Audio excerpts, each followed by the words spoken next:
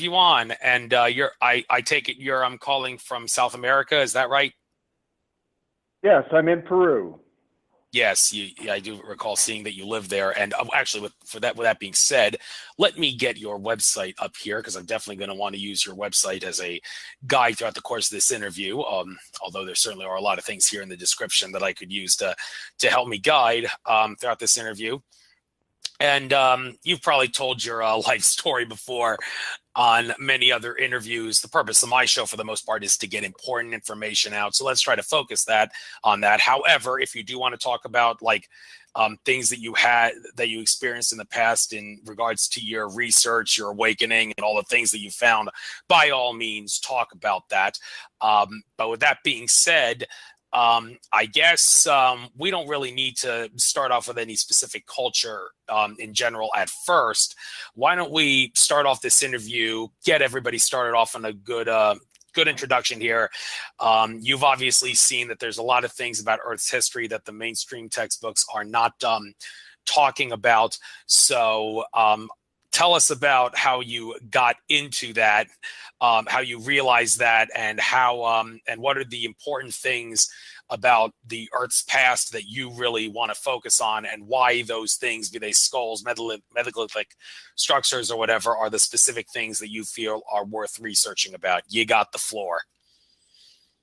Well, I've been fascinated with ancient culture since I was a small child, and of course, one of the obvious ones is the Sphinx. How was it made? When was it made? Etc. And so over the course, mainly of about the last 12 years, I've started to discover, as many others have, that we've actually been lied to as regards the history of humanity. It's far more complicated and goes far much back in time than what we've been taught. And so through travel and exploration, I've been able to, for sure, acknowledge that the dynastic Egyptians did not build the Great Pyramid. They did not carve the Sphinx. And in South America, the famous Inca culture did not build the city of Cusco or some of the megalithic structures that standard scholars attribute them to.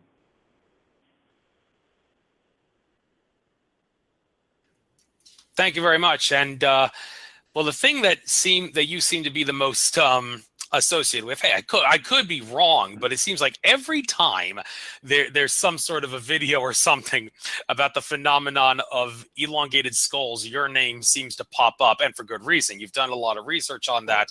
Now, in regards to what these elongated skulls are, they are definitely not cradle boarding that has been debunked. Well, actually, I think to start off, first things first, I'd like to ask you to prove that they cannot be cradle boardings, and then after that, are they human? Are they not human?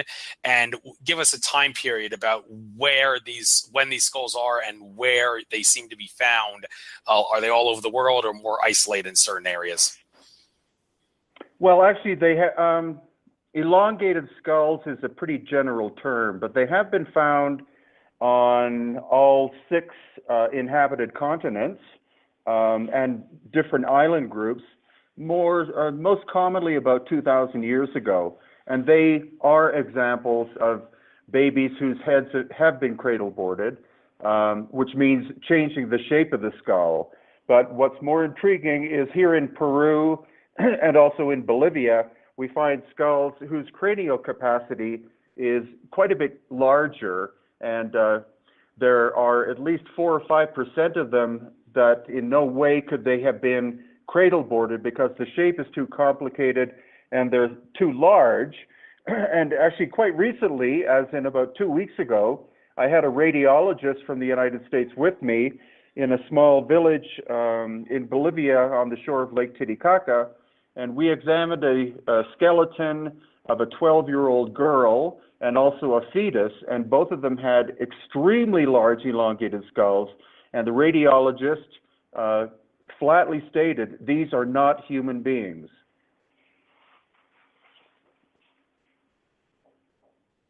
Oh, I'm sure they're not, but exactly what are they now? There's people that have looked into this, And one word that seems to pop up in regards to what family or group of people these skulls could belong to is the word Nephilim. Now, there is a documentary that I did watch back in 2014 on YouTube. It's got millions of views. It's called Nephilim, and there is some subtitle to it. And what exactly is the Nephilim, some ask? Well, those who study the work of Zecharia Sitchin would assert that the terms Nephilim, Elohim, and Anunnaki, they're not necessarily all the exact same thing, but you could make the case that the Anunnaki were the Nephilim and the Elohim were the Nephilim and the Anunnaki, but not all Anunnaki are Nephilim, not all Elohim are Anunnaki, or you could make the case for all those terms. I'm sure you're familiar with all the three terms, Nephilim, Anunnaki, and Elohim, since they've come up in your work. Based on your research, could you maybe compare and contrast those terms and how they tie into crystal, well, we'll get into crystal skulls too, but the elongated skulls and all the giants that are alleged to have existed a long time ago on planet Earth? Yeah, well, actually, I'm working with a researcher called L.A. Marzulli, who is an expert, biblically speaking, about the Nephilim, who were the byproduct of the fallen angels mating with human women in the Middle East, and more specifically around Mount Hermon, which is in Lebanon. So he and I are actually doing the DNA testing of the elongated skulls together. It's his theory that the elongated skulls are Nephilim, but I'm not quite so sure about that yet because we don't have enough results. But we do have the results from 4 ancient Peruvian elongated skulls, and those results are actually quite intriguing.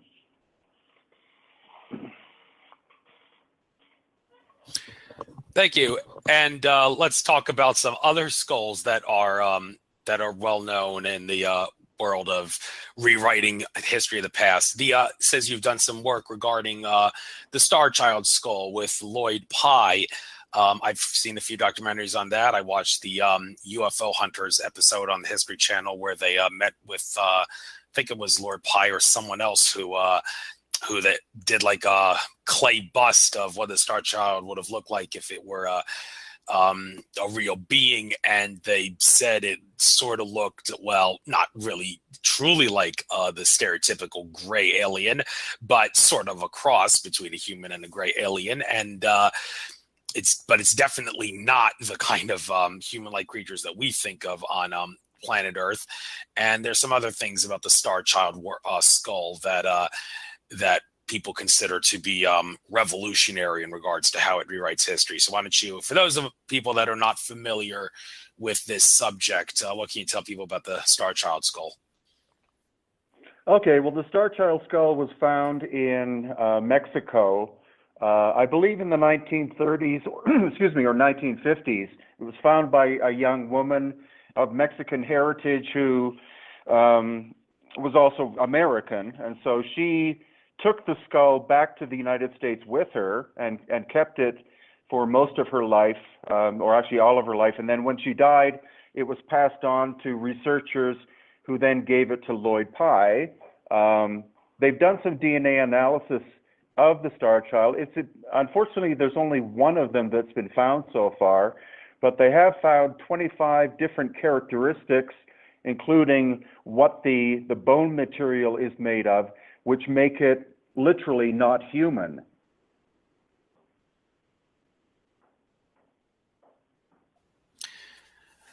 Okay, and one more thing about skulls that I want to talk about. Maybe it'll come up, I'm sure, in conversation at some point throughout this interview again in passing. But have you done work regarding the crystal skulls, and also specifically the crystal skulls that have not been found yet? Because, you know, there's legends and stories about how there's X amount of crystal skulls. I think the number 13 is jumping out at me for some reason in regards to how many there are. And it's said that when they're all put together, something will happen which will allow them the information that's encoded within the skulls to release some sort of message that'll wake up humanity to something significant.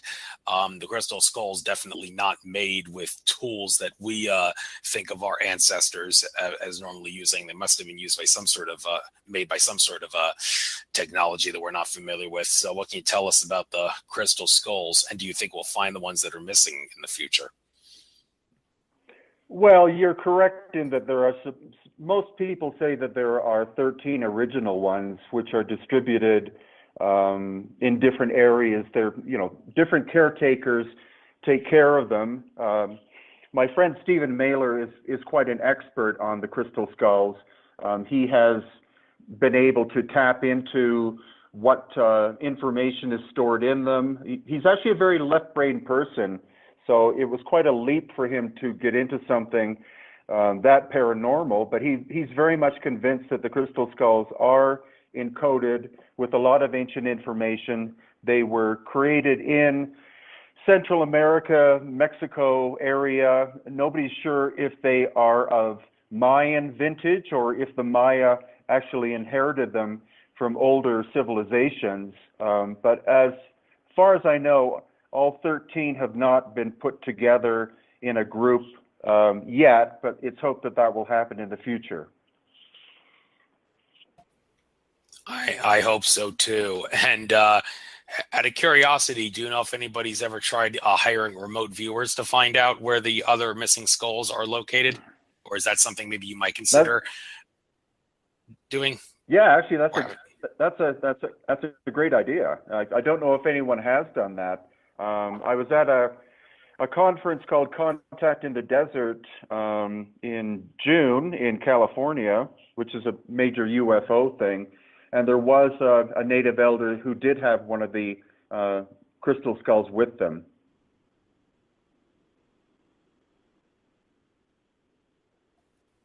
Yeah, I hope that maybe some people out there listening to this show might become inspired to hire some good remote viewers out there, or maybe learn how to do remote viewing on your own to locate the rest of the skulls. That would be something if people could do that. So looking at your website here, I must say this is pretty convenient here with all these latest updates here, all these things here.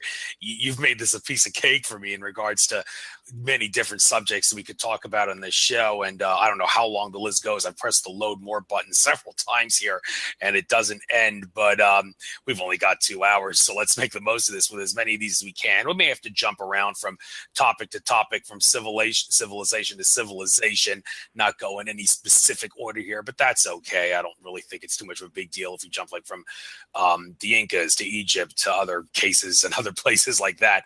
But one of the first articles I'm seeing up here, now this is a very, very interesting subject. Akhenaten of the 18th dynasty of Egypt, heretic or hero.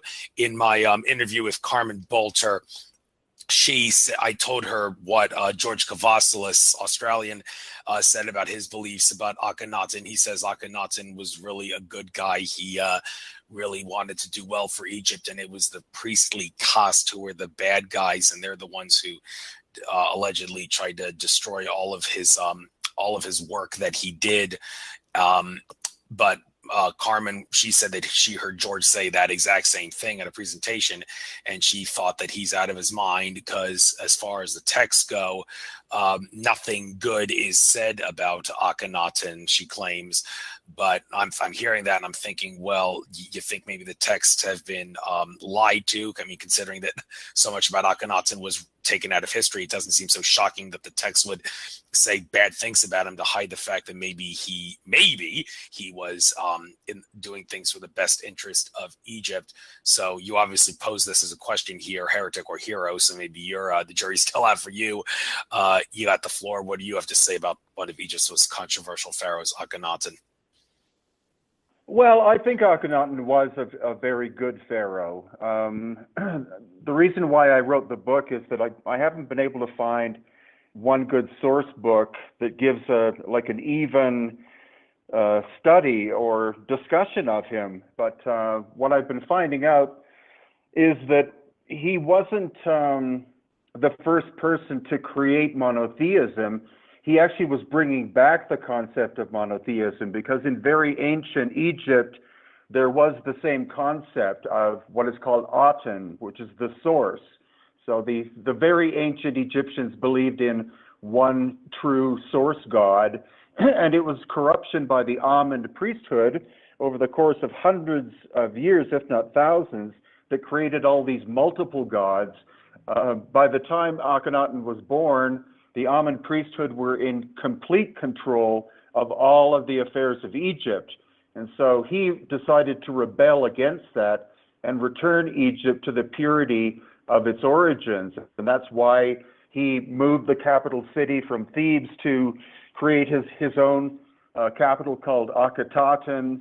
That's why he made portrayals of his children with elongated skulls. Not that they had them, but there could have been an ancient ancestral bloodline that did have that. And so he was trying to bring back all of the good of the past, but the Amen priesthood plotted against him, likely murdered him and Nefertiti and all 6 of their daughters, and then put Tutankhamun as a puppet so that they could regain control of the affairs of state.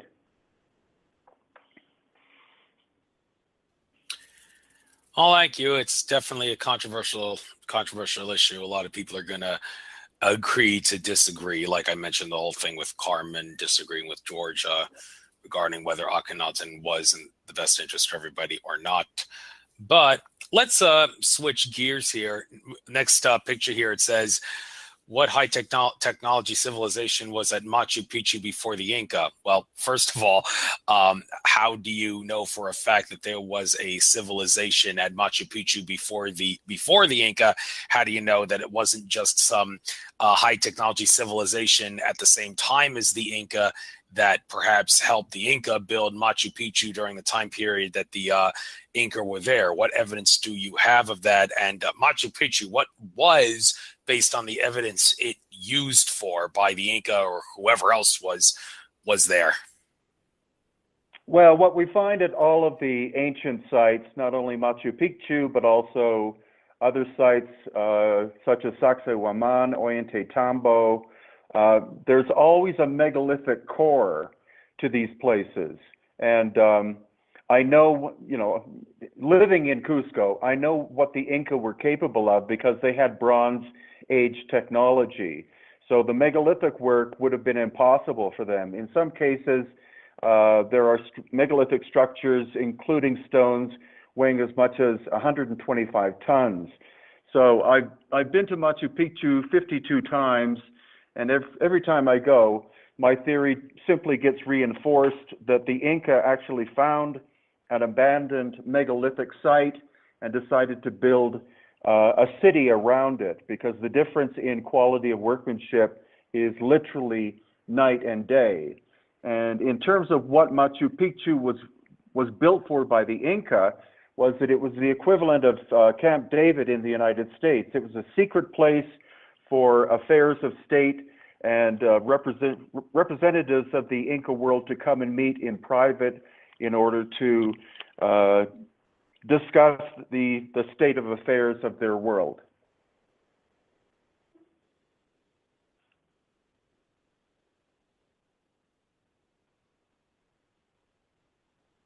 Sorry. The microphone took forever to unmute there.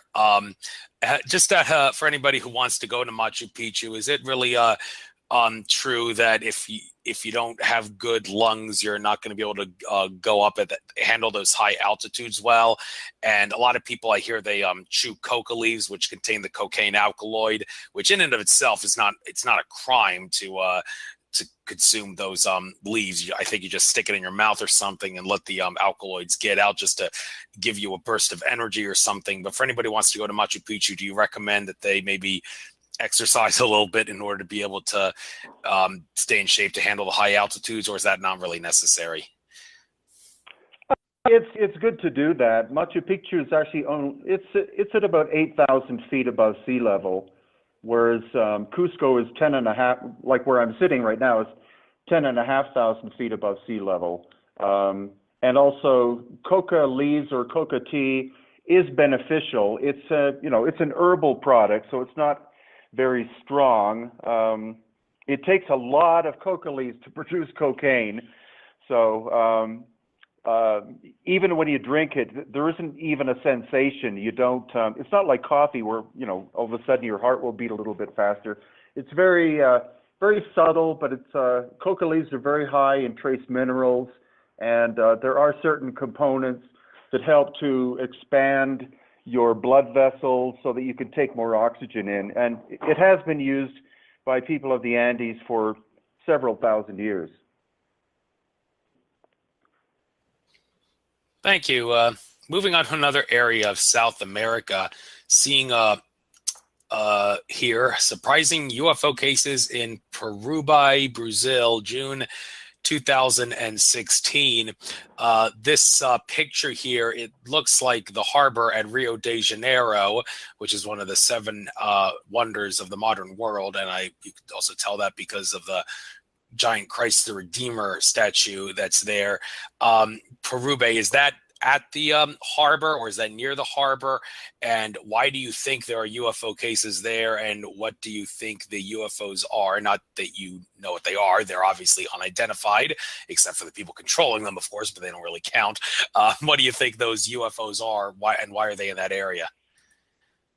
Well, it's actually amazing that the area around Peruíbe, which is 2 hours drive south of Sao Paulo, has been a place of UFO activity supposedly for centuries. And I was at a conference there with several hundred people, and the next day we were taken on a drive to different locations where UFOs, especially balls of light, are seen very often.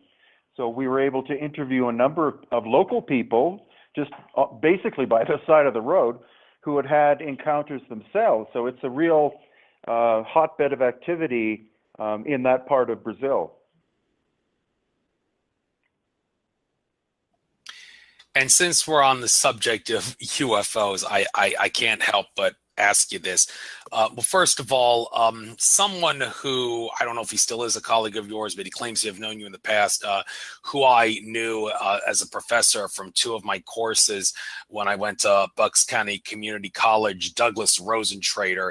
He was the first person who I actually heard about you from, and it was after I brought up the subject of ancient astronaut theory that he said, I think you may want to check out the work of Breen Forrester. I don't know exactly what your take is on ancient astronaut theory per se, if it's something that you maybe try to not talk about unless you absolutely have to. But the reason I bring this up is because Doug Rosentrader, he seemed to think that it's kind of racist to suggest that humans from the past needed help from higher dimensional, high consciousness, extraterrestrial beings of sorts to create many of the things that were created on throughout the world, like people like Eric von Daniken assert was the case. I think maybe he's taking it a little bit to an extreme there to suggest that it's kind of racist to use that word. But since I brought this up, in general, what is your take on the whole von Daniken ancient astronaut theory, and any general thoughts? Sure. Well, there are some megalithic creations that I've visited many times, and have taken engineers and stonemasons with me, and they can't figure out how we today could construct them. So I find it very difficult to believe, unless there was an Atlantean human civilization, that some of these constructions were done by our ancestors. My mind is quite open to the possibility that ancient astronauts or ancient civilizations from other planets have visited Earth in the distant past and even today, and that they could very well have been responsible for some of this amazing stonework, which would be very difficult to replicate even with 21st century technology. Yes, so with that said, in one of my courses that I took at Bucks, where Rosentrader was one of the professors, he wasn't the only one, there were two others, I brought up the subject of whether or not it made sense to bring up ancient astronaut theory in class conversation. And the one of the professors was like, well, it kind of depends. I mean, you have to understand that there is no definitive proof that ancient astronauts were here or are here on planet Earth. Now, to suggest that there is no definitive proof, I think maybe he's taking it a little too far. I mean, this is a subject that goes way out of the realm of this interview, but when I talk about trying to prove that there are ETs on Earth, I often try to use the example of how you can show that the moon definitely has to be an artificial body. And if you believe the moon is an artificial body, then you basically have no choice but to believe in ETs. I never brought that up during the classroom discussion, but I can't help but wonder if what the professor would have said if I told him, well, now you have no choice but to believe in ETs, because now you have no choice but to believe the moon is artificial. So when someone says, like, maybe you can help me understand where they get that, where that statement comes from, that in spite of all the evidence that shows that there was, in all likelihood, ET involvement, why would people still assert there is no proof? Well, one simple example would be the Great Pyramid of Giza, of which, of course, there are three. The Great Pyramid itself is constructed out of 2.5 million multi-ton blocks. Most theories believe that it was constructed over the course of maybe 20 years. And if that's the case, that means that each one of those stones would have to have been cut, moved, and put into place every 2 or 3 minutes, which is technically impossible. Also, the dynastic Egyptians at the time of the supposed construction of the Great Pyramid were a Bronze Age culture, and there are some huge granite blocks inside the Great Pyramid, one weighing, I believe, 80 tons, and there's no way that the dynastic Egyptians could have shaped that stone using those tools. So it's my firm belief that when the Egyptians arrived in Egypt 5,000 years ago, the Great Pyramids were sitting there, and they simply adopted them, as well as there's a system of tunnels under the Giza Plateau, which also could not have been constructed by the ancient Egyptians. So they're clearly older, but the question is, who would have had technology of at least a 21st century level prior to the time of the dynastic Egyptians? Yes, very important question to raise there, and makes me wonder why people are reluctant to, well, I know why they're reluctant, because it's a big paradigm shift, and a lot of people aren't willing to shift their paradigms, which is a shame in and of itself. But let's switch gears here. Boy, this is a little bit of a creepy thing I'm looking at here. What is this strange life form in a jar in Mexico City? Now, this life form that's in a jar, one thing, it looks like it has wings.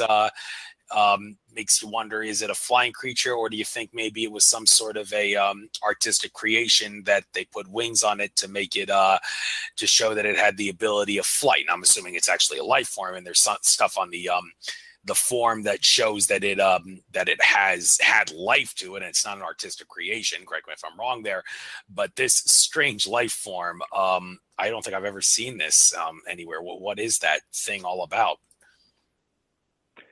Well, if I had simply seen a photograph of it or a video, I would automatically think that it was fake and that someone had constructed it. But I saw it in person. I held the jar. I looked, from about 6 inches away. My university training is in biology, and so I'm reasonably convinced that whatever that thing is, it was a living creature. Also, it's something that L.A. Marzulli, in his new video Watchers 10, analyzes. He sent x-rays of it to a veterinarian in the United States, and the veterinarian said, I can see where the wings attach, to the bone. I can see all of the different skeletal structure elements. And the veterinarian believed that it was once a living being as well. So I've been I've been publicly trashed for stating that I think it's real. It's very bizarre, but I honestly think that it is far too complicated and detailed to be some kind of Hollywood prop. Thank you, thank you. I think I'd like to spend some time looking into that myself, because that really caught my eyes when I looked at that thing. Hard to tell if it's real or fake, but I'm sure it's worthy of being put on your site. There must be something behind it. But moving on to another picture here, the ancient Atlantean stone warriors of Tula in Mexico. Well, first and foremost, I'm interested to know, how can you be sure that these pertain to Atlantean warriors? And looking at these warriors, you know what this also reminds me? This sort of reminds me of the statues at Tiwanaku, which is in Bolivia, I believe. Yes, and it is also on one of the Ancient Aliens episode on the History Channel. I think it was the first ever episode, that Chariots, Gods, and Beyonds one back in 2009, where they postulated that the statues at Tiwanaku are actually modeled after the giant. Well, they're not heads; they're actually whole bodies, but they look like heads on Easter Island. But I was doing a comparison there, and I'm thinking maybe this is a little bit of a stretch here. I don't really see if you can truly say that the Easter Island heads are truly the same as the Tiwanaku heads. They don't really necessarily, well, maybe they do look this similar, but not so similar. And the same, I'm looking at these Atlantean stone warriors of Tula in Mexico, and I can see maybe one might say that they are related, but then again, the differences are kind of notable to make you think maybe they're not related. So let's try to kill a few birds with one stone here. Why do you say these stone warriors in Mexico are Atlantean, and do you think maybe there is some connection with Tiwanaku and or Easter Island with these stone warriors? Because there is a slight resemblance. Yeah, there is a slight resemblance, but different cultures created those different works. The term Atlantean is actually something that I think an 18th century author came up with. So they are locally called the Atlanteans, but they have nothing to do with Atlantis.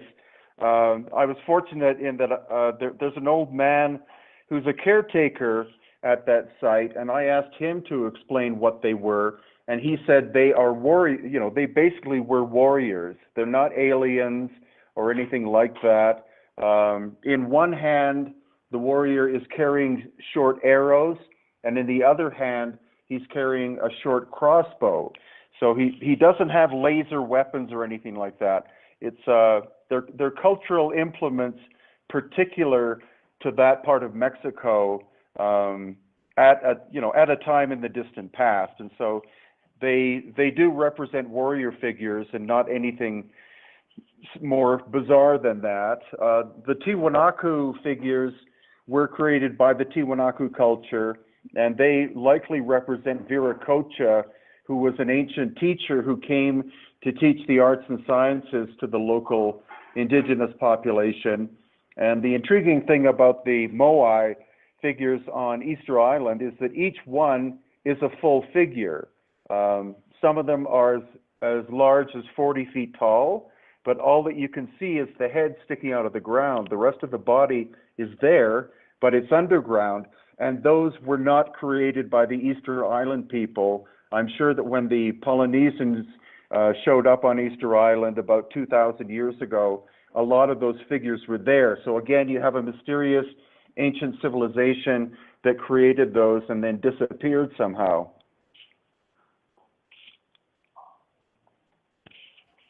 Right, and let's jump just a stone's throw from Tiwanaku. You got the site at Pumapunku, which some people like Georgios Tsoukalos have asserted is, in their opinion, the best piece of evidence that there had to be some sort of extraterrestrial involving technology here on Earth. And the legends say, I heard this somewhere, the legends say that Tiwanaku, it was built by humans with some help from the gods, but Pumapunku in and of itself was not built by humans at all. It actually was strictly built by the quote unquote gods.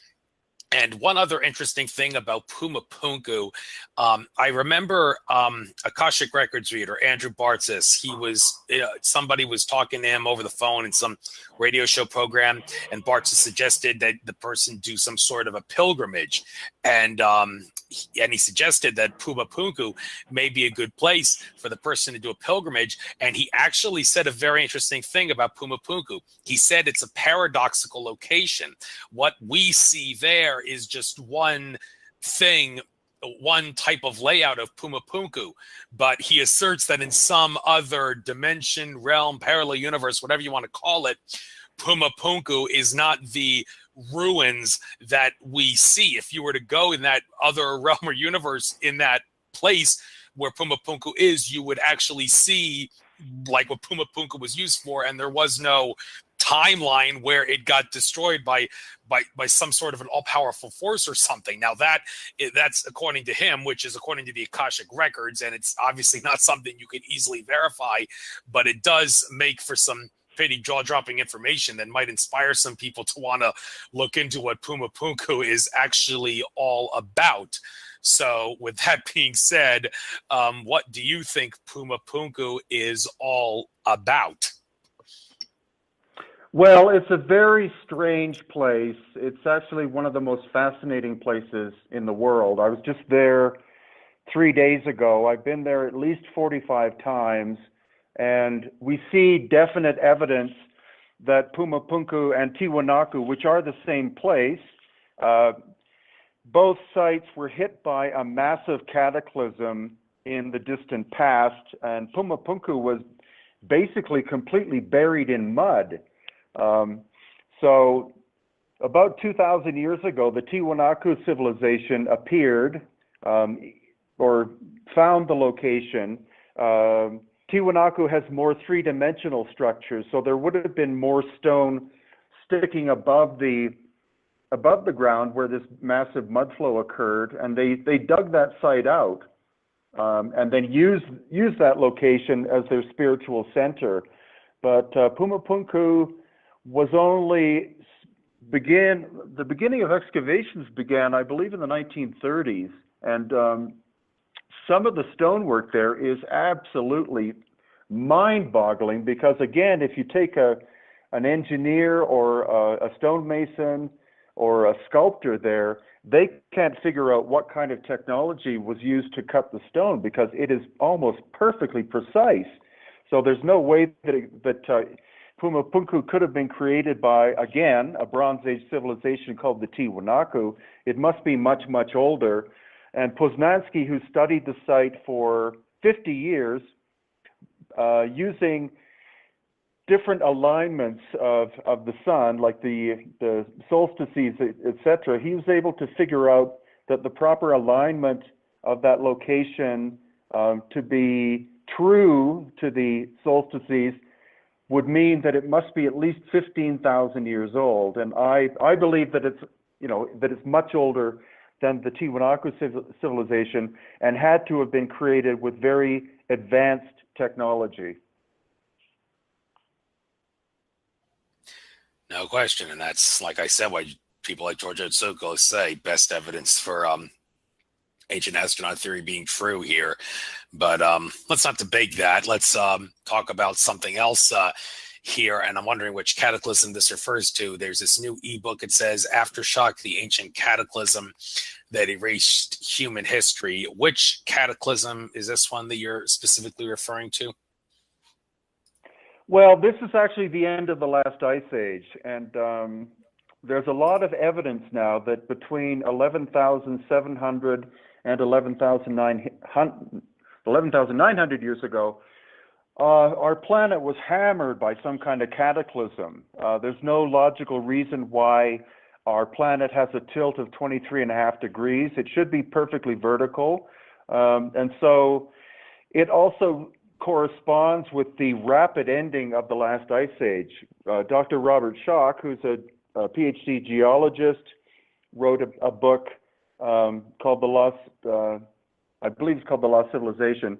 But studying the geology, he believes that plasma flares from the sun were responsible for a very rapid ending of the last ice age, that this plasma actually melted parts of both the North and South Pole incredibly rapidly in less than 2 weeks. And so the oceans of the world rose by more than 300 feet in less than 2 weeks, creating a lot of pressure on the crust of the Earth that would turn different volcanoes on, create massive earthquakes, etc., and would have wiped out any advanced civilization that existed at that time. And that's why I'm speculating that sites such as Pumapunku, as well as the Giza Plateau, were constructed more than 12,000 years ago. And that's why we simply use the term pre-cataclysmic. Now, this ice age that you say would have ended around 13,000 years ago, how many millennia did it last? Well, it depends on in what part of the world you were in. North America was, of course, covered in ice, but places like Egypt were not, and parts of the Andes as well were not covered in ice at that time, or for a long time before.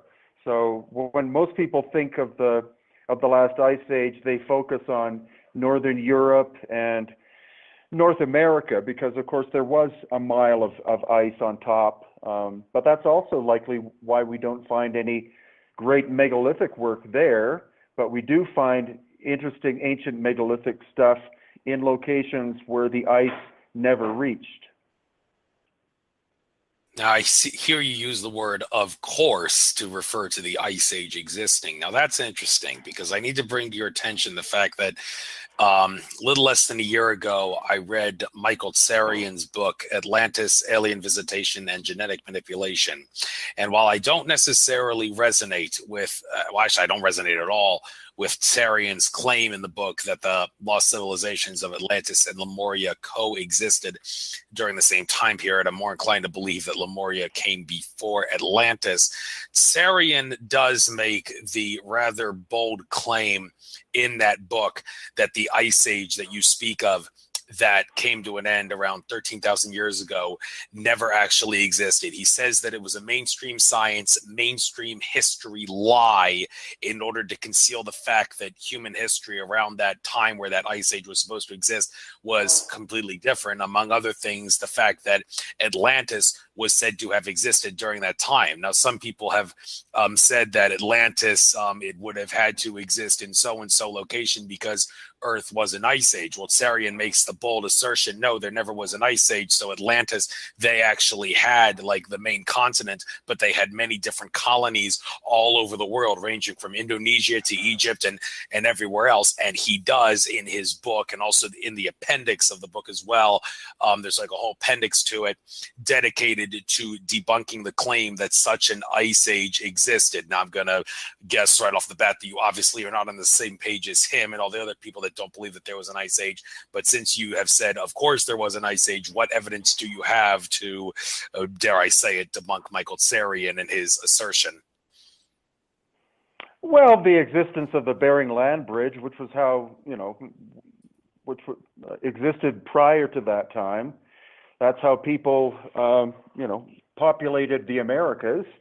And that disappeared, around that time, about 12,000 years ago. There is ample evidence that the oceans of the world rose by 300 feet around 12,000 years ago.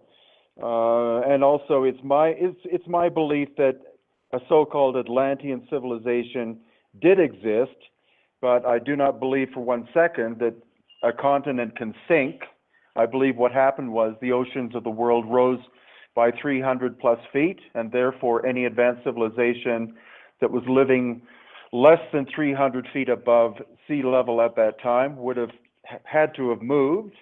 It's also my belief that Lemuria was the Hawaiian Islands, because if you drop the world's ocean level by 300 feet, almost all of the Hawaiian Islands become connected together. That would be quite a large landmass. And having lived in Hawaii, there are oral traditions that state that the Hawaiian people were not originally the Polynesians, but there was another culture, another civilization that lived in Hawaii prior to the arrival of what we call the Hawaiians. Okay, since you mentioned the Polynesian people, I guess we'll let's go to that part of the world and talk about that civilization, that culture. Like I mentioned, Lemuria. I do subscribe to the idea that the lost continent of Lemuria did exist before Atlantis, and not at the same time as Atlantis, as Tsarian has asserted. But all the like Hawaii and all the islands that you see in the Polynesian area, it has been said that they're what remains of the lost continent of Lemuria. And the thing about the Polynesians, they like you can make the case the largest country in the world is not Russia, it's Polynesia. And because if you were to take the area of all the water in the Pacific Ocean area that the Polynesians allegedly travel around in their boats and such, it would be larger than the country of Russia. But in regards to how the Polynesians got their technology to be such good sailors, and for that matter, were they only sailing? I mean, is there a possibility, Breen, that the Polynesians, they actually had the capability of flight?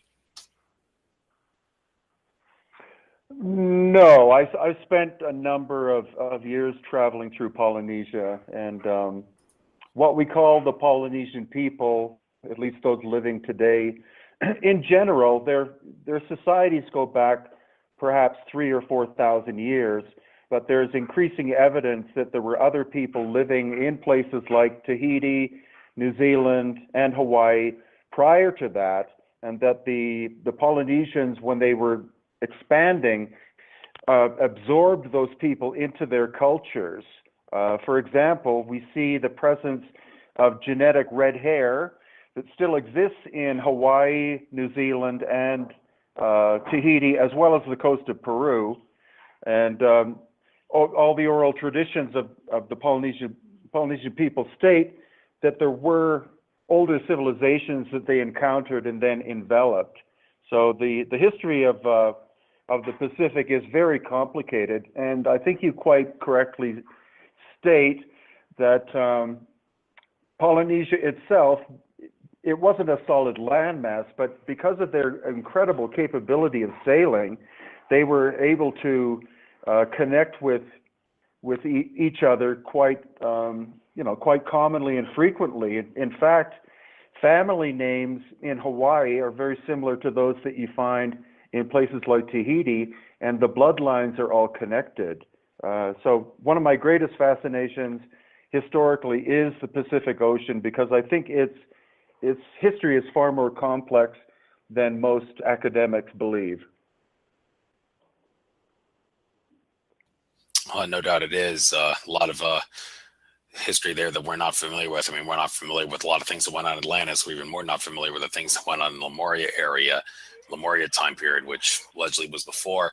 But I mentioned the possibility, do you think the Polynesians had the capability of flight? Well, that also raises the similar question about Egyptians. Now, where do I get the idea that Egyptians have the capability of flight? Well, a couple of things. One of the Ancient Aliens episodes, they talked about the Saqqara bird, and also this another like flying some other things in Egypt that suggest that they had the capability of flight, like the hieroglyphs on one of the sites, what appears to show like a helicopter or something. And also they have found cocaine and nicotine in the body cavities of some of the Egyptian mummies. And that raises the question, well, how could they have gotten to the Americas? Because cocaine and nicotine, they only grow in the Western Hemisphere. How could the ancient Egyptians have obtained that? Well, some might say, okay, well, do you think maybe the Egyptians, they were greater sailors than we give them credit for, and sailed across the Atlantic Ocean to obtain those plants? But I raise the question, no. Is it possible maybe they were even better? Who says they sailed? Who's to say they sailed? Maybe they had the capability of flight and managed to fly over the Atlantic ocean to obtain those things. And where do I get the idea that Egyptians have flying capabilities? Well, I just mentioned that the Saqqara bird and the hieroglyph what appears to show something that looks like a helicopter. So when it comes to the ancient Egyptians, do you think they may have had the technology of flight? And if not, well, how do you explain that whole thing about the cocaine and nicotine being found in the mummies?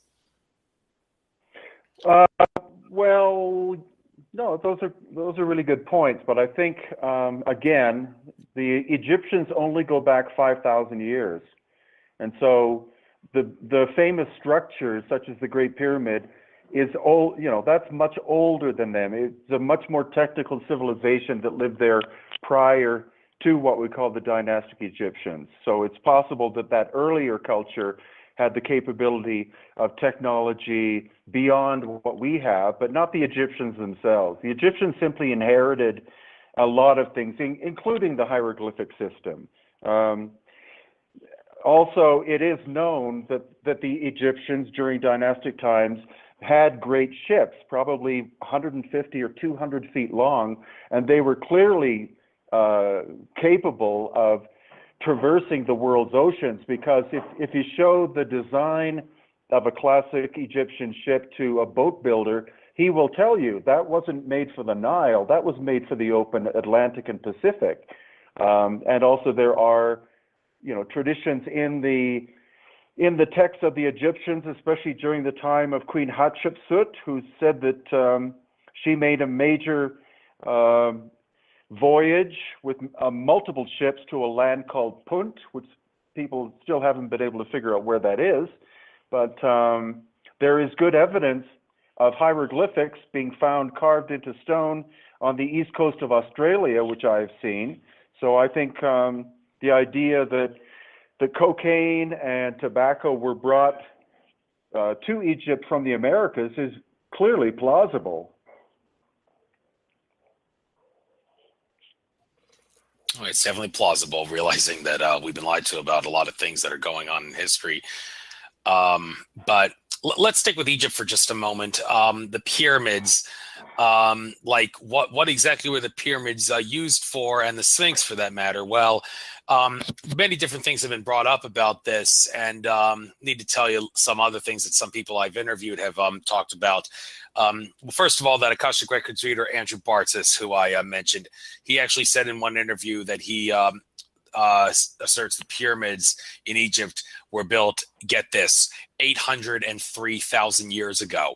Now, if there's anybody who would be really taken aback by that, it would have to be Robert Bauval, because Bauval has made his assertion that the pyramids and the Sphinx and the Nile River, they were all, the way they were aligned around like 10,500 BC, is designed to mimic the stars of Orion, the constellation of Leo, and the Milky Way galaxy around 10,500 BC. I did talk about this with Carmen Bolter when I interviewed her, and then I said, well, wait a minute, let's jump off in the deep end here.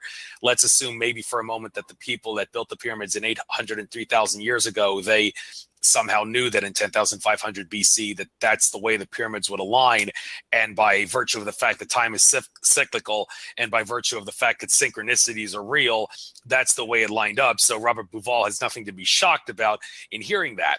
And also, like, what were the pyramids used for? Carmen Bolter in her Pyramid Code documentary talked about how the pyramids were used as energy beacons, using the water from the Nile, which was a lot closer then, to make the pyramids shine of different colors. Like Christopher Dunn's talked about his theory that hydrochloric acid solution and hydrodized zinc were brought down the shafts of the pyramids to convert into hydrogen. The pyramids were used as a power plant in that regard. And George Kavasilis, he, in an interview I did with him, said that in his past life, he remembers being part of the group of people who brought the pyramids to Earth for the purpose of anchoring the male energy of the constellation of Orion to the Earth. And he remembers that in the Great Pyramid, he would lie in that sarcophagus-like object in the king's chamber, and the four elements, air, water, fire, and earth, they were represented by either the four sides or the four corners of the pyramid, and you would intermingle with them in the sarcophagus, and then the energies would go out the capstone of the pyramid. And he said, I did that, and I remember doing that. And he also said the Sphinx, it was not originally a lion. it was actually the god Anubis, which had the head of a desert jackal, and it wasn't until after a certain time period that they got rid of the head of the Sphinx and replaced it with the human-like pharaoh's head that we see today. So that kind of flies in the face of the assertion that the Sphinx was made to represent the constellation of Leo, which is a lion. Well, no, it was meant to represent a desert jackal.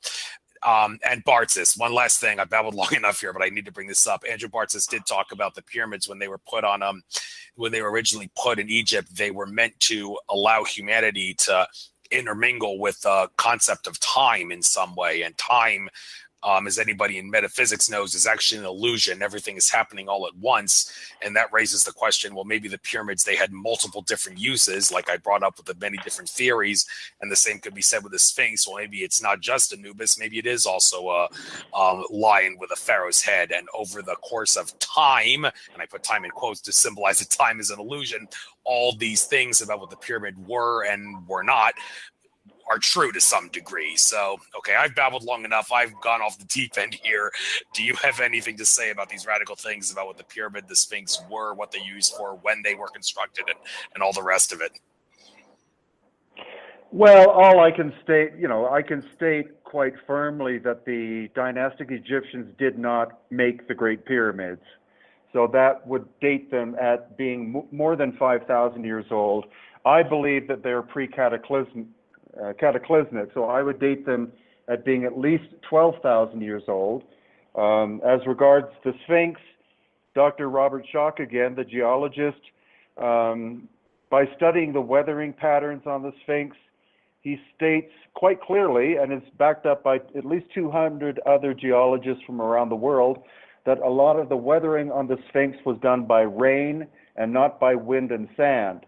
And so by developing a climate model, you have to go back to at least 10,000 years ago for there to have been sufficient rain to create that effect on the Sphinx. So that dates the Sphinx at being at least 10,000 years old. I think it's also a pre-cataclysmic construction. I think it was a lion originally. I don't believe in the Anubis story because lions are far more symbolic in the ancient traditions of Egypt. So I guess basically that's my opinion. I can't come up with a date of 100,000 years or anything like that, but I firmly believe we're looking at Egyptian works or works in Egypt that were not made by what we call the Egyptians, but by a much more sophisticated civilization that lived in the area 12,000 plus years ago and were either wiped out or were severely hindered and damaged by the global cataclysm that I cover in my book.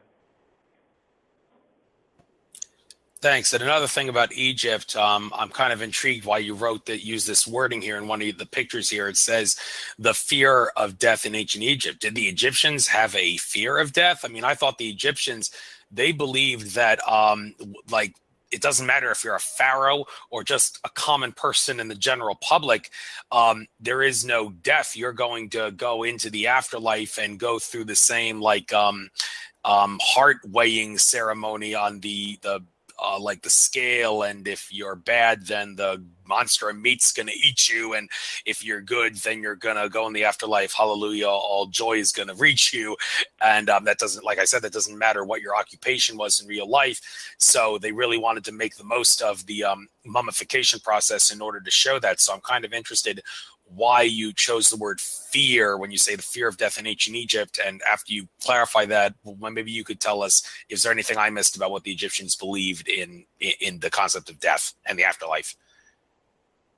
Yeah, you should really have Stephen Mailer on your show because he's an absolute expert on this.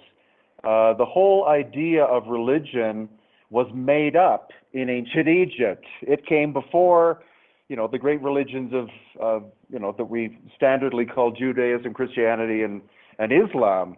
And so it was likely the Amun priesthood who came up with the concept of death and fearing death. And by doing that, they were able to manipulate the population into preparing themselves for coming back to life.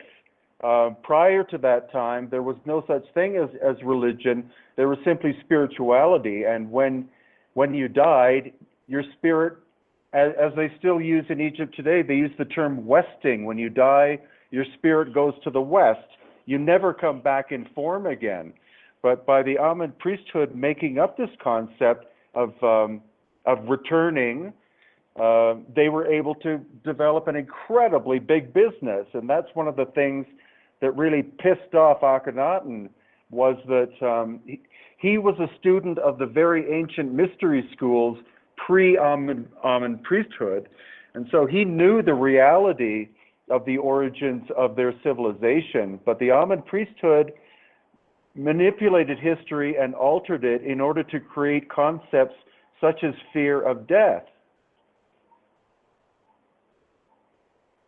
Yeah, thank you for clarifying that. I'll definitely look into getting that guy on my show to talk about this, among other things. Always never heard of him. Definitely intrigued that you told me about him. So let's jump to another site of the world here. Let's go back to South America. Interesting thing about South America. I want to know if you experienced this. David Icke, in his one of his more recent books, The Perception Deception, talked about how when he was in South America traveling from Peru to Bolivia, he said that he could feel major differences within his like heart, soul essence and such. Like in Peru, he felt all happy and jolly and heart-based and joyous. But then when he crossed into Bolivia, he said that he started feeling really uncomfortable, and he claims that other people could attest to that. Like, while Peru is like heart-based and heartwarming, Bolivia is more like solar plexus chakra-based and not so jolly and joyous. Out of curiosity, have you by any chance experienced that, or know anybody who does? And if you have, any theories as to why that difference between Peru and Bolivia exists? Well, that's an interesting point. I very much like visiting Bolivia, but the climate there and the whole environment is much harsher. When you go to the border, which is basically where Lake Titicaca is, you're up at about 13,000 feet, and so it's very difficult for food to grow. The native people who live in the area, who have lived there for about 1,000 years, around Lake Titicaca, at least the Bolivian side, are called the Aymara, and they're very tough people. They're very proud, very tough. They've been having to eke out an existence for about 1,000 years. They were responsible, actually, for kicking the Inca out of the Lake Titicaca area and forcing them to move north to form the capital city of Cusco. So energetically, for myself, it's more that that part of Bolivia, at least, Bolivia, believe it or not, half of it is beautiful jungle, but it's the Altiplano area where Pumapunku is, which I frequent because of the nature of the site. It's a very tough environment, and the people in general are not as friendly as Peruvians are. Peruvians are basically, at least in the Cusco area, they are Quechua language people, the Quechua culture, which is more heart-based, whereas the Aymara people are really, really tough, and they don't like outsiders. Thanks. And since we're mentioning Peru, sometime before the end of next year, I actually want to go down to like the Peru area, and I think I have enough credits on my like American Airlines card to do this, to go down there and participate in an ayahuasca ceremony. For those that are not familiar with ayahuasca and what the natives there consider it, if you've looked into any research on this, on the subject of ayahuasca and what they believe it is, what it does, how it helps humanity, and all the rest of it, could you enlighten people on that? Because that's very prominent around the Peru and the rainforest area around there. Yeah, it's become like a tourist thing, unfortunately, here in Cusco. I would say of the people who are the practitioners in this area of ayahuasca, maybe 10% of them are authentic. The rest of them are not properly trained and cannot guide you through an authentic experience. I have done ayahuasca. It's one of the most wonderful, mind-blowing experiences of my life, but it took me 2 years to prepare for my ceremony. And so I would caution anyone to really do some very deep research into finding a proper ayahuasquero, because, as I said, the majority of them will give you a superficial experience, but to have the really deep experience, which ayahuasca is very beneficial for, requires you to find someone who has had experience working with the plant, I would say, for a minimum of 20 years.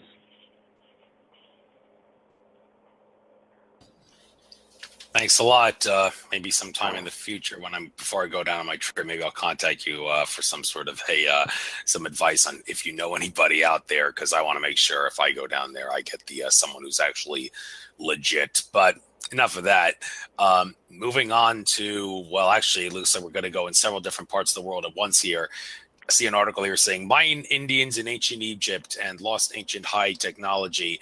Well, it's not just Mayan Indians in Egypt. We're also talking about, I guess we could talk about Egyptians in other parts of the world. I heard you mention, like you see hieroglyphs in Australia and here in the Americas, in like the continental United States area, in some caves and such, they see what appear to be Egyptian hieroglyphs. So it's not just Mayans in Egypt. We're talking Egypt's in like Hopi or Maya territory.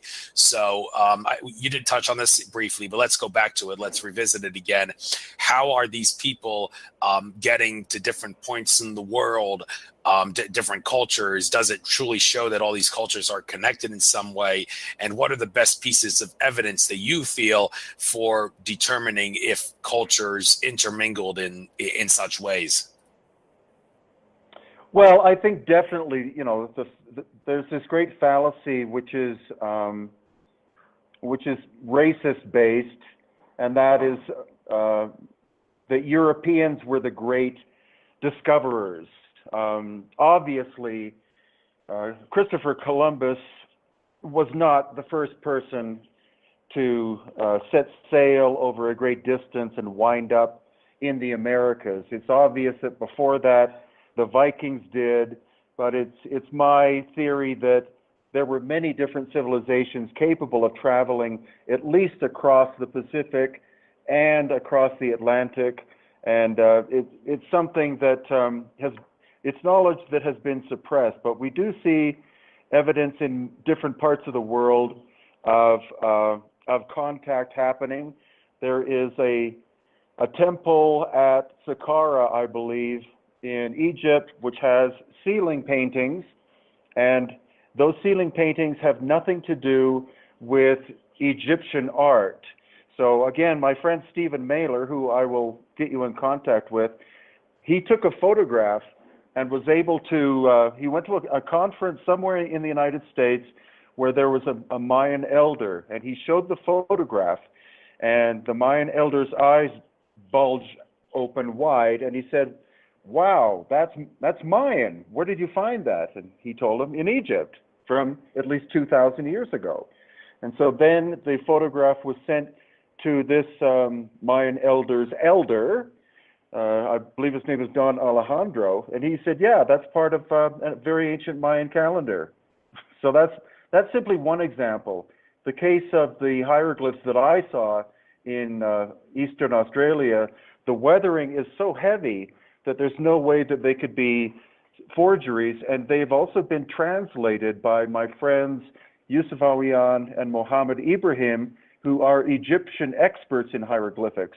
And they said that the hieroglyphics tell a story of Egyptian adventurers and traders going to going to Australia in order to find materials such as gold to take back with them to Egypt. So also, there used to be a display in the Cairo Museum as part of King Tutankhamun's collection of a number of boomerangs. And contrary to the idea that the Egyptians also invented the boomerang, it's more likely that the boomerangs were brought back from Australia by Egyptian voyagers and traders.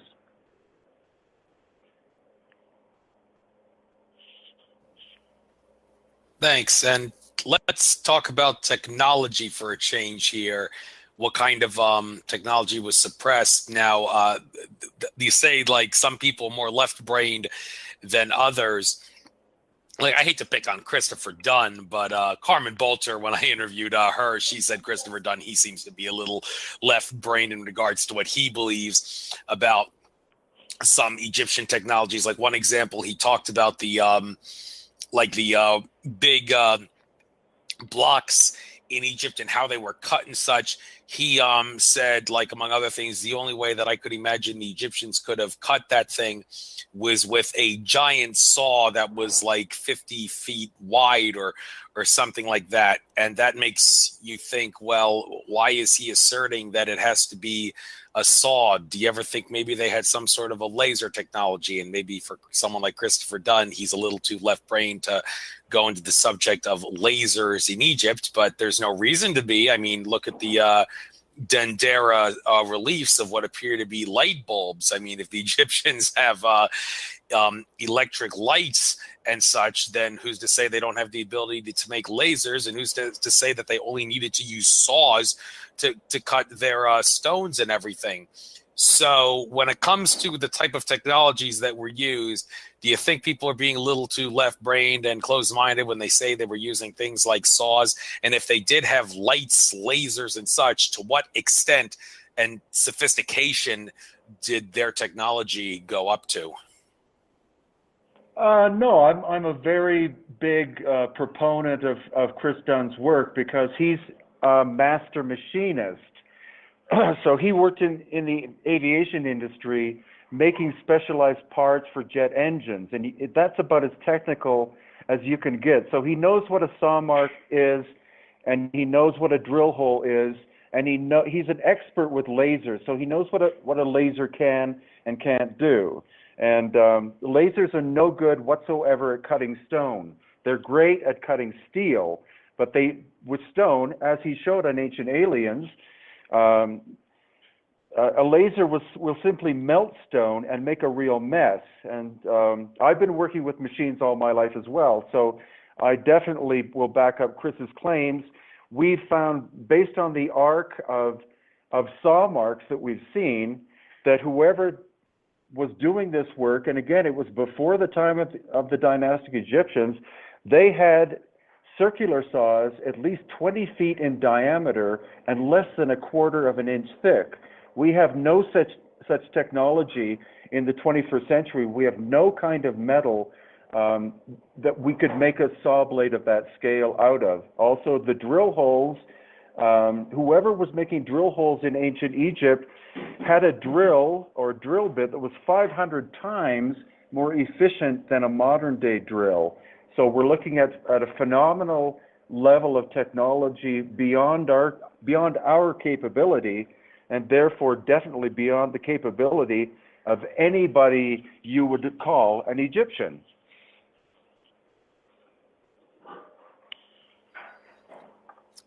Thank you. And let's travel back across the Atlantic to South America now, because I see there's several things on your website here regarding the Nazca lines. Okay, I could certainly go along with the idea that the Nazca lines, you have to fly over them in order to make out what they are. I think we've already accomplished that.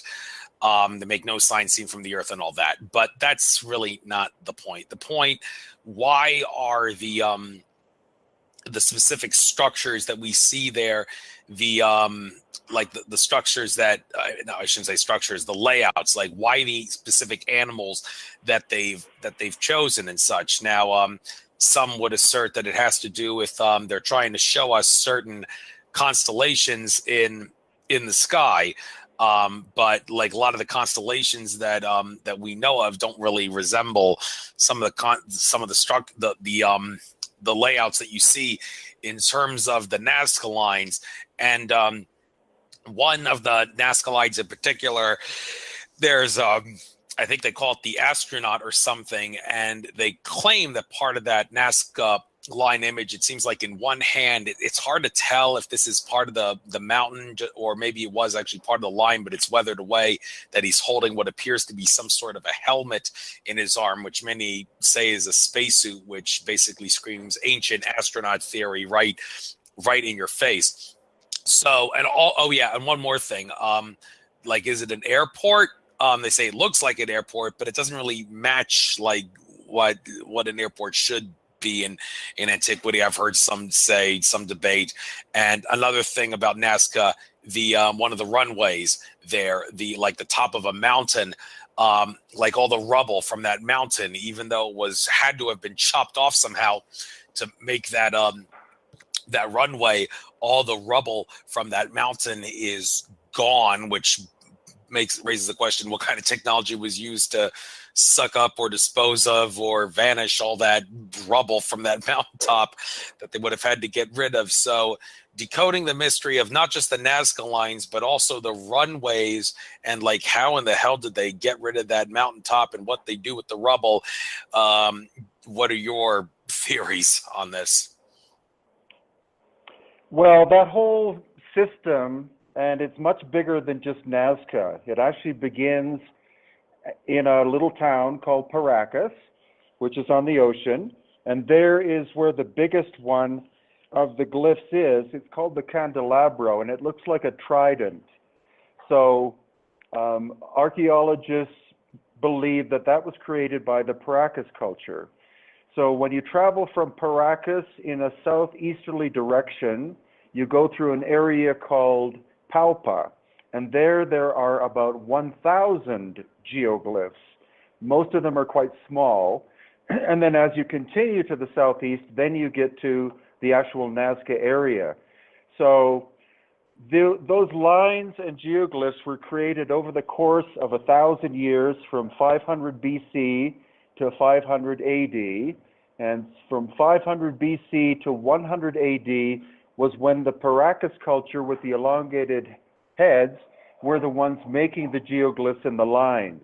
Then they were absorbed into or wiped out by the Nazca culture, who came afterwards. So when you have 1,000 years of construction, the reason for making the lines and geoglyphs changed over time. The Paracas were likely making designs just for whimsical reasons. The intriguing thing, though, is that the so-called astronaut is a Paracas design. Then when you get into the Nazca period, it's more and more for function. So a lot of the lines are tracking underground water systems because the area was turning rapidly into desert, and there is a lot of underground water at Nazca. The famous figures, such as the spider and the hummingbird, were ceremonial pathways made by the Nazca people. But then you also have solar and lunar alignments for some of the lines. So it's a very, very complex story that took place over the course of 1,000 years.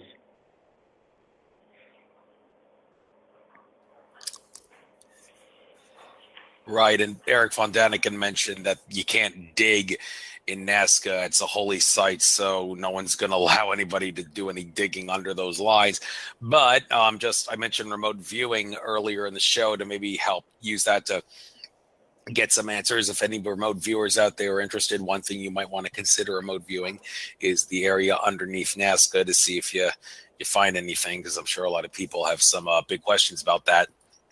But another area in South America, another specific site here. I see one of the little boxes here on your site, Flight over the Megalithic Devil's Doorway in Peru. Now, this doorway, on one of the Ancient Aliens episode, Giorgio Tsoukalos talked about how I think there was a metal sun disk of some sort that was put inside the what looks like some sort of a keyhole in the doorway, a small little keyhole, and something got activated, raising the question, is this some sort of a portal And I also seem to recall David Icke talking about in one of his treks to South America. I believe it actually happened at the Devil's Doorway where he said this. He witnessed someone was at the Devil's Doorway, and then all of a sudden the guy seemed to be a little possessed by something, and Ike was able to exorcise the demon or whatever it was, the archon, the demon, whatever, out of that guy, because he had done research on that kind of thing and he was familiar with how to do it. So basically he told everybody who was there, stay back, I'm going to exorcise the demon out of this guy. And then after he did that, the guy, he got back to normal. He wasn't suffering. But that does raise the question, is maybe the Devil's Doorway not just a portal, but also like a hotspot for like entity spiritual activity, and not necessarily good spirits at that, based on the little thing, little anecdote I just told you about there. So the Devil's Doorway, what's that all about? Do you think it is what I suggested it is? And do you think there's some truth to that story I just gave about the demon being exorcised at that site? Well, the interesting thing is no one actually knows who made that, and no one knows how old it is. It's very heavily eroded. It looks like it was made with very primitive tools, though, because we can see the tool marks, almost like it was pounded out with stone hammers. But the local people don't know who originally made it. They're actually the caretakers, and they refuse to go anywhere near that thing at night, because they say balls of light come out and go inside of it. And that's not just a story I've heard once. I've heard it multiple times from local people. We also had a number of people who were very skillful at dowsing energy from England and from New Zealand. And they were able to figure out that the door itself is a masculine energy emanating out from the door, and there are side channels on either side that are female energy. So they picked up a really powerful natural energy force coming out. The stone is also red sandstone, so it's quite high in iron content, so it would conduct natural earth energy quite well. And some people are afraid to get too close to it. I really guess it depends on what your intent is. If you spiritually protect yourself before going to anything like that. I've personally had no bad experiences there, but it's quite a unique feature in that whole Lake Titicaca landscape.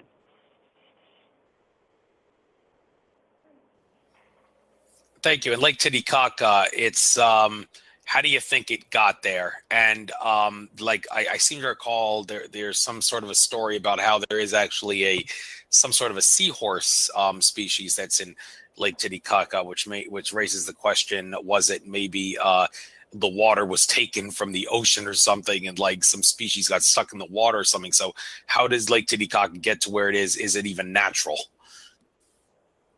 Well, the conventional idea is that Lake Titicaca was part of the Pacific Ocean, and because the Andes are volcanic, that over the course of millions of years of upthrusting, you wound up with a body, or the formation, or breaking away from the Pacific Ocean and becoming a saltwater lake, which then over the course of millions of years became upthrust. 12,000 years ago, Lake Titicaca was 10 times the size it is now, and there was, again, this cataclysmic activity that happened, causing the altiplano to tilt upwards to the north and downwards to the south, and that's why the largest salt flat in the world is south of Lake Titicaca. It's called Uyuni, and that salt has been identified as being salt water originally, and there still are seahorses living in the southern part of Lake Titicaca.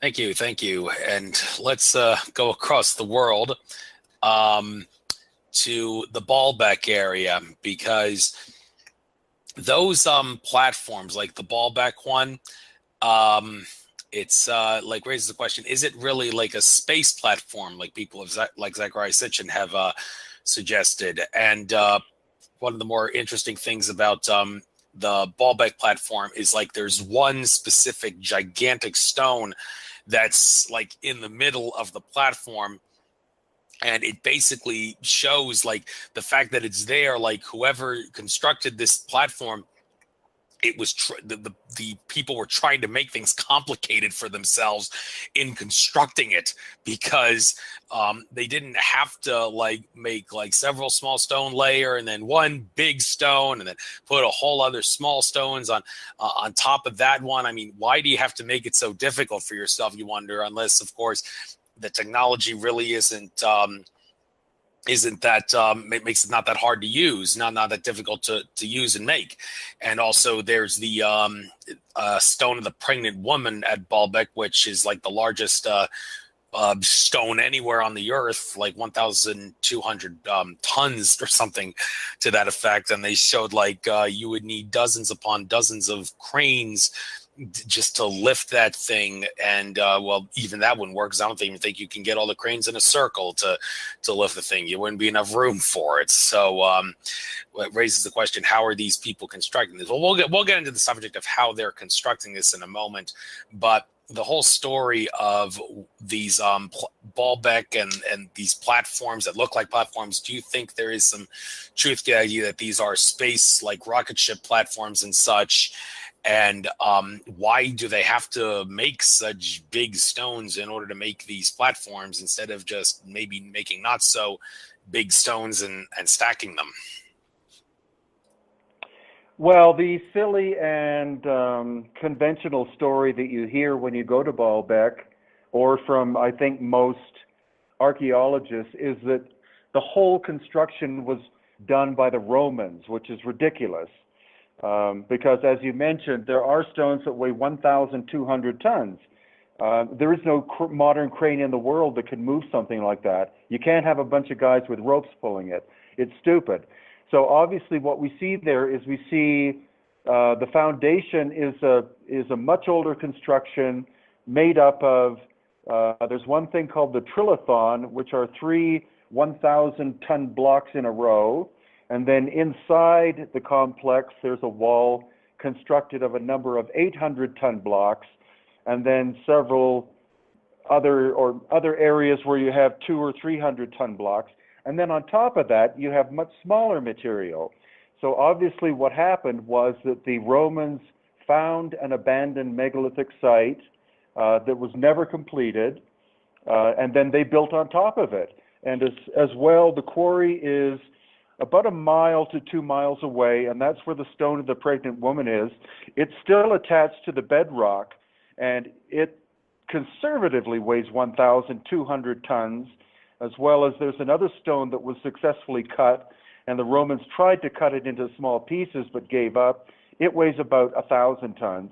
And so what it looks like, again, is that some kind of catastrophic event occurred which caused the building of the Baalbek complex to stop suddenly. We also see the tool marks in the limestone are very similar to the tool marks that we see where the quarries for the Great Pyramid are located. And so it is possible that whoever built the Great Pyramid was also constructing something at Baalbek, and work just suddenly stopped. It's an amazing place to see. Okay, and let's theorize as to what kind of technology is being used to build these structures, be it the pyramids or the platforms, whatever you want to call them, in Baalbek. Well, let's go down to Florida for a moment. Edward Lee Scullman, that guy who created the Coral Castle, claims that he knew the technology of the Egyptians. And I watched this documentary. Don't remember what the documentary was called, but they said like that in the documentary they were going to reveal the secret of how the Egyptians built all these things, but they didn't actually reveal the secret. They basically just gave you all the clues in the world to make sense of how it was done, and then you could figure out, okay, this is how they did it. And based on what I saw in the documentary, what they were suggesting is that like the stones were cut in a certain mathematical layout. They had like magnetized like rods or something that were all had like divots and such on the rods in certain patterns and such, and using like acoustic technology with sound and all that, you could use like these rods or something to, if you put them in the right place in the right spot, by the laws of nature, laws of mathematics and all that, and all the energies working in a legitimate pattern and such, you could easily lift the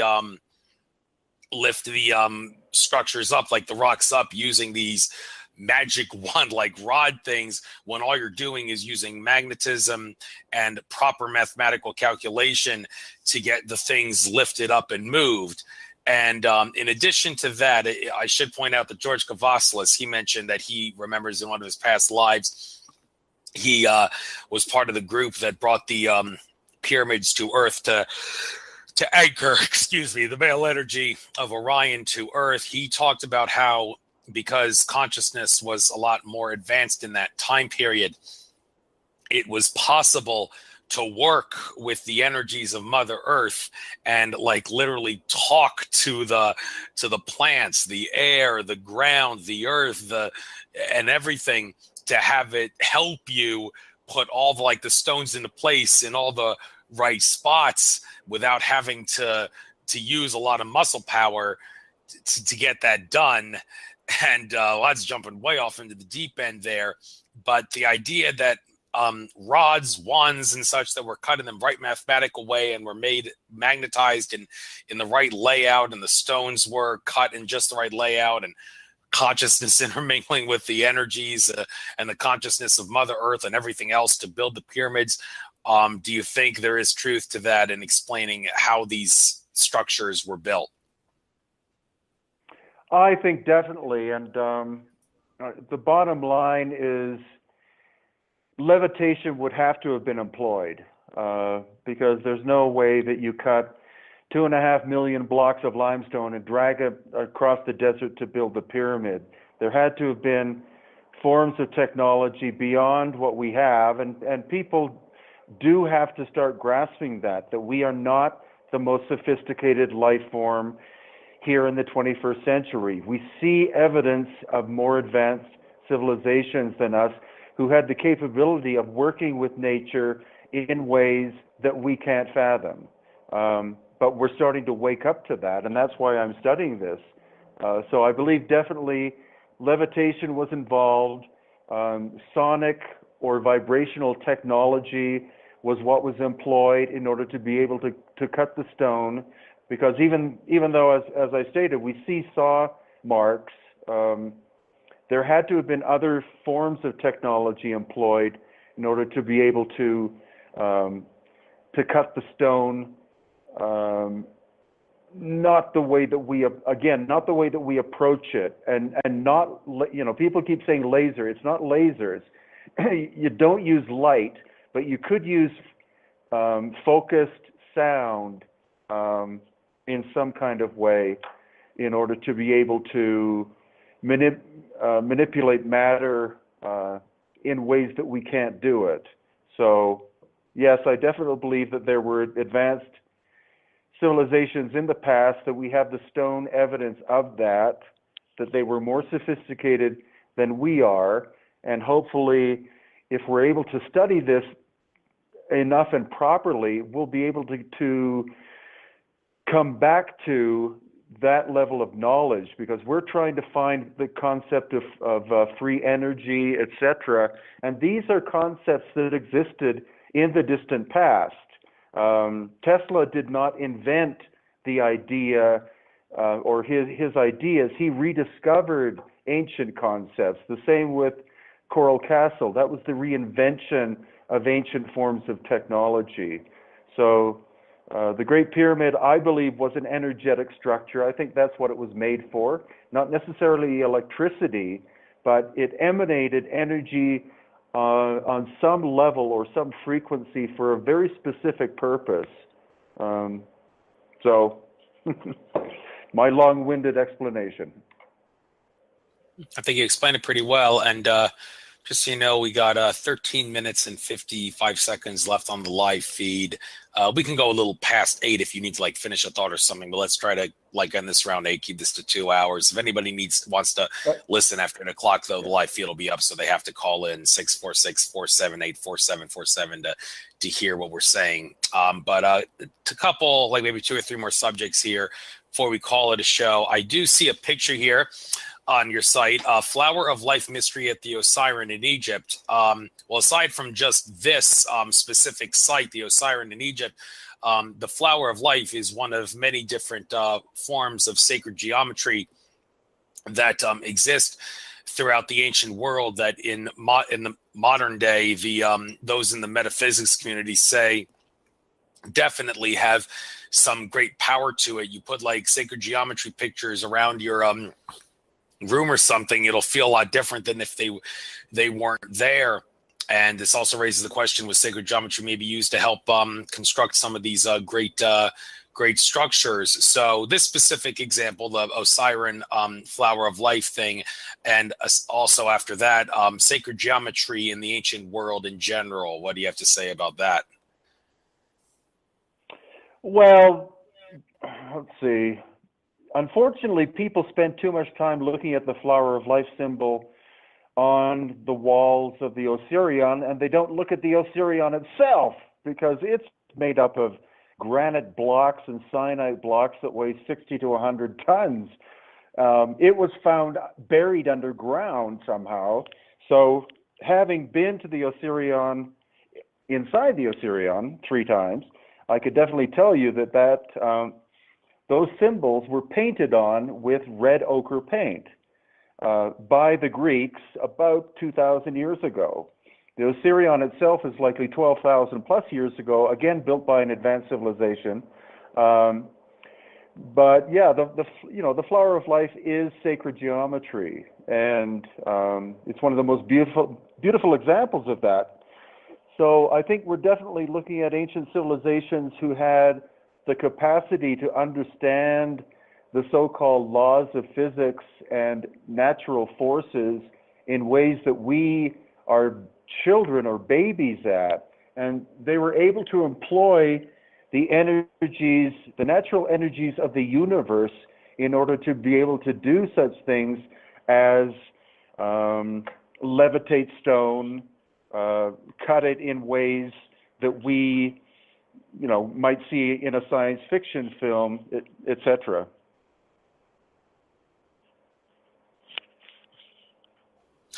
All right, thank you. And now we need to, I think, end this show, not talking about so much things like from the past, what these things symbolize, how they were made, and all that stuff, but what we can do to wake people up in the present and also in the future with, because there's no question, there is definitely a conspiracy of sorts to cover this stuff up, the stuff that you try to reveal, because you're not going to find it in mainstream textbooks and all that. And not only that, people will pay a hefty price if they try to do it. One classic example is some guy was talking about it. He was with his daughter at some museum, and his daughter asked the tour guide, "How do you date the fossils that you guys find?" And the guy said, well, my dear, we date the fossils by the age of the stone layers that the fossils are in. So then a short time later in the tour, the same girl asks the same tour guide, "Okay, so how do you date the rock layers that you are digging in?" And the guy said, "Well, my dear, we date the rock layers by the age of the fossils that are in those rock layers." And it didn't take long for the girl to think, wait a minute, something's not right here. And then she instantly realized what was wrong, and explained to the guy, "Okay, what you just told me doesn't make sense. It's pretty obvious. This is absurd. You're obviously not dating things the right way. So can you please explain to me how you can possibly expect to find the truth if you're not dating things right? And why are you pushing this this propaganda, and the guy actually said, "My dear lady, my dear girl, I do realize that what I just told you doesn't make sense, but I really can't say anything else. If I actually tried to say anything else, I would lose my job." And there are lots of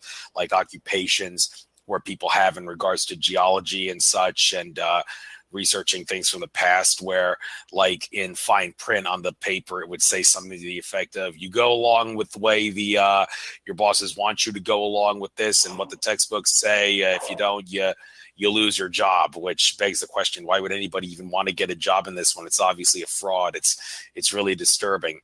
So in regards to putting a stop to this conspiracy in order to make the future have any brightness in regards to this issue, and waking people up to the fact that we have been lied to about the megaliths, the technologies, the human skulls, and everything else, and we need to rewrite history. How do you propose we go about doing this so people can do it without paying the price for trying to do it, and people will actually be able to accept it? Any ideas, Breen? Well, I'm fortunate in that I'm not in any of these academic circles. I was an academic and questioned certain aspects of Darwinian evolution, to which my professor said, if you don't believe all of it, you won't have a future, which caused me immediately to quit. So I'm an independent researcher, so therefore I'm allowed to state whatever it is that I find and present it to the public for their thoughts. I try to be as scientifically based as possible, but I also have a very much a psychic sense that I was born with. So I try to use both left and right hemispheres. I think it's just important that if people are interested in these subjects, that they watch related videos on the subject, read books if possible. Videos are a lot more popular now and it's easier to digest a lot more information from something which is visual and audio than reading a book. And if it is possible, I would recommend that people come and visit some of these locations themselves, because it's 100 times different to personally experience these places than it is to live them through someone else's eyes like mine. But I'm very appreciative that people take interest in what I and all of my colleagues are doing, because I'm definitely not doing this independently. I very much enjoy working with different people of different backgrounds, different disciplines, in order to try to rebuild the story of the human story, and to be modest in understanding that we are not the most highly evolved generation that has ever existed on this planet, but we can hope to learn from these ancient ancestors, whether they were human or alien or whatever, in order to make our future brighter and more efficient and more pleasant for all of us. Right, and you mentioned you do try to utilize a lot of a psychic sense to you. Hey, we all have it. I mean, we're all infinite consciousness and all that, so we've all got it. It's just that certain people seem to be blessed, for lack of a word, than others. But and you mentioned people should try to be willing to come to these sites, maybe not necessarily a pilgrimage, but also just for general viewing, and you may learn something, and maybe synchronicity will have some surprises in store for you. But one little problem about traveling here is one naughty 4-letter word, and that 4-letter word is cost. I mean, it's none of my business to know, Breen, where your money comes from, but a lot of people will hear you say you've traveled all these places, and they're like, how can you afford these trips? Well, you don't have to explain where the money's coming from, but in another sense, you may not even have to explain, because you mentioned like psychic and using law of attraction and all that. Some would assert, just try to utilize the law of attraction to your advantage. Envision yourself traveling to these places, and then Mother Earth and Source and everything else will take care of everything else for you to make it possible to go to these places, including the financial aspect.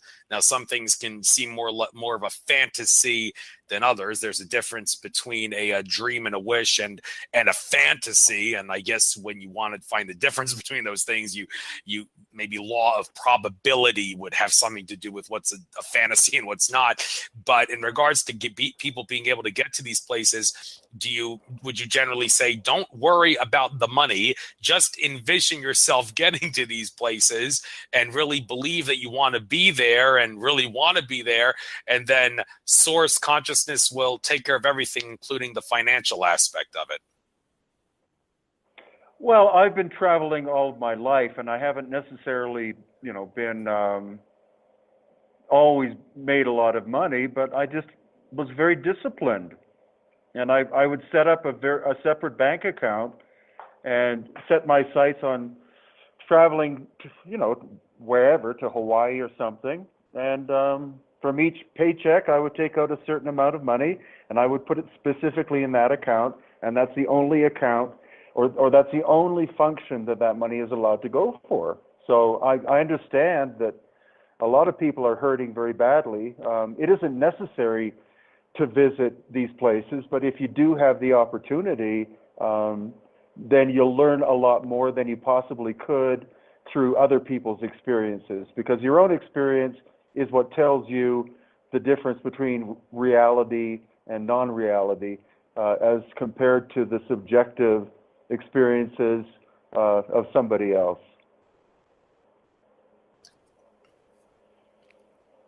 Oh yeah, definitely. Many would assert that it's one thing to say it's easy to tour the world by watching the Travel Channel or Globe Trekker on PBS. Those shows are great, and TV channels like Travel Channel are great for getting around and learning geography. But it's definitely not the same thing as actually being there and immersing yourself in the culture. So everybody's got their own different way of doing it. But I have found, like, I didn't just say what I said to make a joke out of it, using law of attraction to travel there. I've known some people that I've met at conferences that utilize that, and they do say that it really does work out. Like if you really try to envision being there, then don't envision how you're going to get the money to go there.